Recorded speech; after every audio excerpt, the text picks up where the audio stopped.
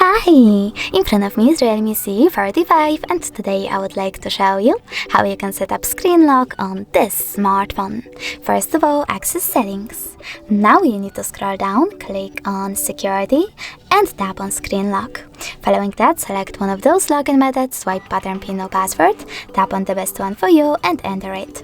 Then choose next at the bottom right corner and repeat it. Now select confirm at the bottom right corner as well and select one of those options for your incoming notifications on lock screen. I will go with don't show notifications at all, so I have to tap on it and tap on done at the bottom right corner. Now when I click home button, turn off my screen and then turn it back on, I can see that pattern is now required.